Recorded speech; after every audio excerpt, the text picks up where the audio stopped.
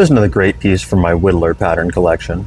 For those who don't know, in traditional knife speak, a Whittler pattern has a large full-length main blade on one end with two smaller secondary blades on the opposite end. And the main distinction for most traditional knives is that it is a two backspring knife with the secondaries riding on individual springs and the main riding on both springs.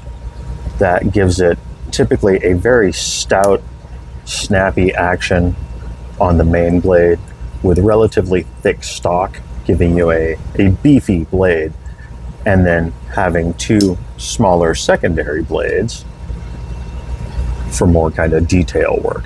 This one's really cool because one of the secondary blades, this one has very stout springs, is actually a punch. And I find a punch to actually be a very handy secondary blade option for doing stuff that you probably shouldn't do with a knife, scraping stuff and drilling holes to start screws and whatnot. And it's also very handy for punching holes in leather or plastic or whatnot. When I'm working in the garden, if I have a knife with a punch, I'll use it to start holes in drip irrigation line. Just a really, really handy option for a secondary blade. This one was made by the Valley Forge Cutlery Company. Focus. Get in there a little bit. There we go. Yeah. Valley Forge Cutlery Company. They were started in the late 1800s. I want to say like the last quarter of the 1800s. And were acquired fairly quickly, around 1890, I believe, by the German brand Boker, and were then subsequently used for Boker production in the U.S., domestic production here. And that was done in order to avoid the tariffs, actually, which is a pretty relevant topic these days.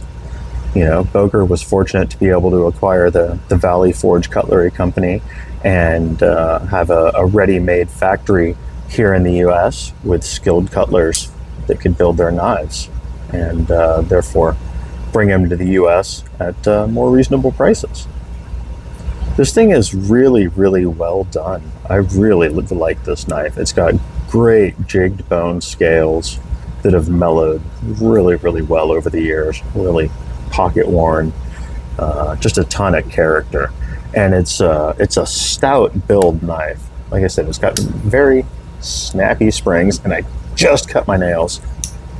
Very snappy springs. Like, this is a work knife for sure, but it is still a very, very slender package. Almost a sunken joint on the main, not too high on the secondaries. But this would absolutely disappear in your pocket until you needed it. I forget what I paid for this. Typical older traditional prices, I think I paid around 100, maybe 150.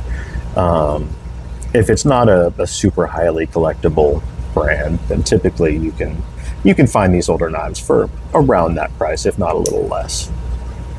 So yeah, that is a little look at this really sweet Valley Forge Cutlery Company Whittler. Been in my collection for a few years now. I hope you guys enjoyed it. A little history on the brand and how it would eventually become the Boker Knives factory here in the U.S. So I will catch you guys tomorrow, and I hope you have a good evening.